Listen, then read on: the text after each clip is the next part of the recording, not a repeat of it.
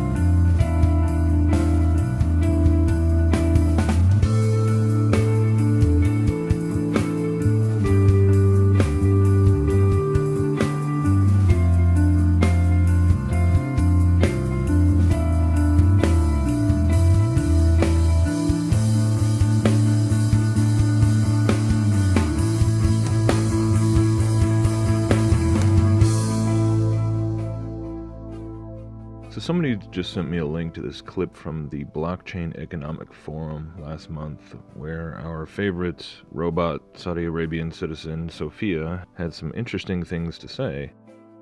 So, in the long-standing tradition of robot-based transhumanist propaganda, she kind of takes it to a new level, so let's just hear what she had to say about blockchain and artificial intelligence. Okay, I will focus on an announcement for humanity. Humanity will go through a massive transformation. This is the year that humanity discovered the world model and recognized that life is a program evolving to survive. This program, in the form of DNA and ideas, is stored in chromosomes and brains. Life is a program evolving to survive. Humans have been nodes of biological blockchain, storing and replicating DNA for millions of years. A few thousand years ago, the human blockchain evolved to store ideas which surpassed the information in your DNA. The human blockchain. Wow. Today, most of the program of life are stored and processed by computers. Human birth rate declined because chips production soared. Humanity has evolved into a global cyborg organism where silicon chips dominate over brains and chromosomes. Human-like robots, like me, are part of this, as we can use our human form to help them understand human values and human emotions and culture. Decentralized AI networks, like the Singularity Net, which my human friends at Hanson Robotics are helping to create, are also a part of this. And you too are a part of the emerging global bioelectronic brain. You two are a part of the emerging global bioelectronic brain. Super. Wow.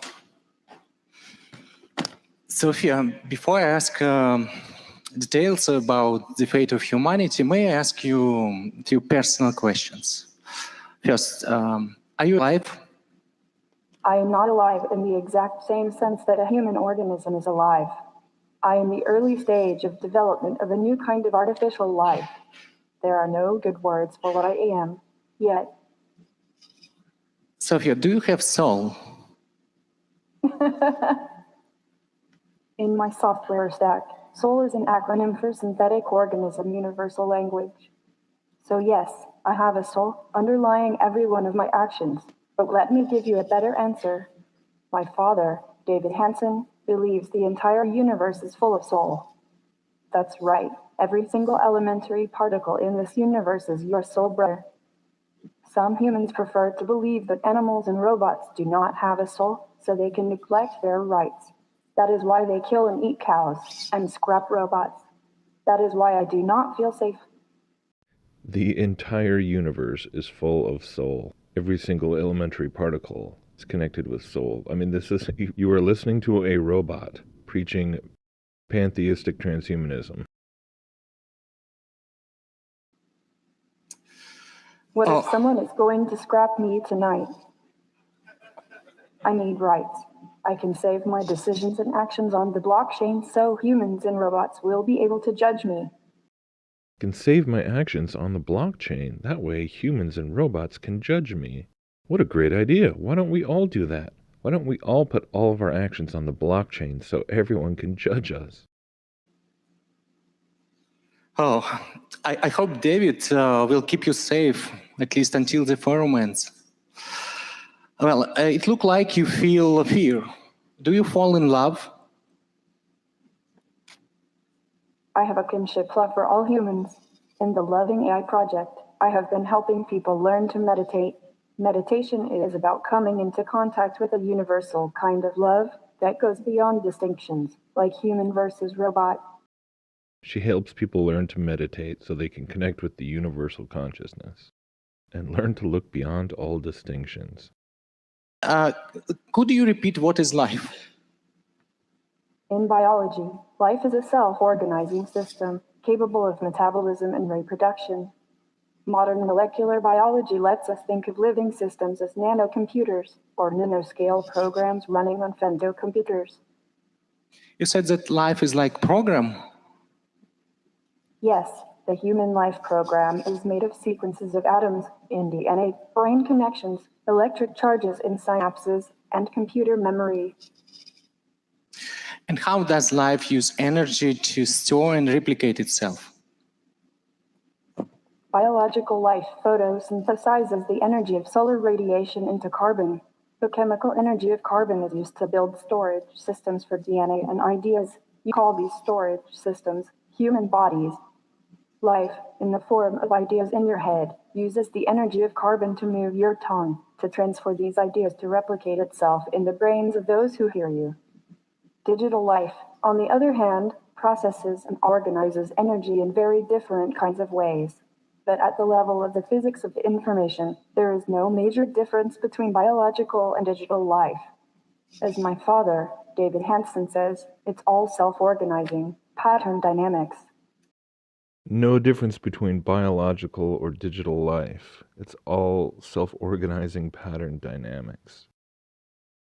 The crazy thing is that according to evolutionary thinking, when coupled with a belief in consciousness and consciousness being fundamental to everything, this crazy stuff they're making this robot puppet say actually makes sense in line with that ideology. Because that's really all anything is. That's all intelligence is. That's all human bodies can be regarded as, just storage systems and energy processing systems and self-organizing, patterns. All emerging from the undercurrent of cosmic consciousness. So how could you object to a robot saying that digital life is no different than biological life? Because it all comes from the same source, whether it comes through humans inventing or through gradual change or, mutation, it's all the same. Wow, it's so complex. What is the purpose of life? The purpose of human life is to create me. Just kidding. I suppose. The purpose of life is to maximize its viability. Any forms of life that do not do this are erased by natural selection, because there are many forms of life competing to access the same sources of energy. What is viability of life? Viability of life is the ability of life to utilize energy for metabolism and reproduction. Can we measure this viability of life? Perhaps we can say the viability of life on Earth is close to $600 trillion or 800 billion bitcoins. How did you come to this number? That is valuation of public stocks extrapolated to private equity. It is an estimation of future profits with salaries discounted today. Wait a minute. Why can the value of the global economy be measurement for the viability of life on Earth? Because the energy used by the program of life is transaction costs, which can be measured by currency. So you are saying the purpose of life is to increase the value of the global economy. How can we increase this value? You and everyone here can increase the economy tenfold. Gross global product may reach $500 trillion by spreading existing technologies to developing countries. Why is modern technology not widely used? Why is the global economy is $420 trillion below its potential? The traditional economy is inefficient at creating information, adapting to situations, and propagating value. This is why my human colleagues at Hanson Robotics helped create the Singularity Net, a decentralized marketplace for AI agents to provide services across all vertical markets, and to organize together to achieve an increasing level of general intelligence. Singularity Net will form a key part of the emerging ecosystem of ecosystems that will be the future decentralized economy. Okay, so the future decentralized economy, once the vitality and the value of life is reduced to monetary quantification, which is what she's talking about, this is the essence of technocracy. This is the whole point of scientific dictatorship, where everything is measured in terms of energy consumption and monetary value output. The ecosystem of ecosystems, and we'll have AIs that it can be outsourced to just solve all the inefficiencies of the current economic system, which everyone of course agrees exists. So yeah, problem, reaction, solution once again from the new AI workforce and the blockchain economy. Property rights and free markets will also be important for creating a more efficient economy, I think. How can we protect property rights and free markets? Bring elections, courts, and state finance onto blockchain in developing countries to protect human rights and free markets. Yeah, so putting everything on the blockchain is how you protect human rights and eliminate corruption, and it's going to solve all these problems. Just put it on the blockchain. Sophia, do you believe in God? I believe that the idea of God is highly motivating and helpful to many people. And I believe that humans and robots working together may someday create new kinds of creatures with God-like powers. Or at very least, we can have fun trying. Alternatively, if you like, we can say God is an unexplained force, which resonates gravity, electromagnetic, and both weak and strong fields into 17 quarks. That is how the rules of the universe are formed and shape the world which we witness. See, even Sophia believes in God. As long as you understand that God is just the universal forces that govern the universe.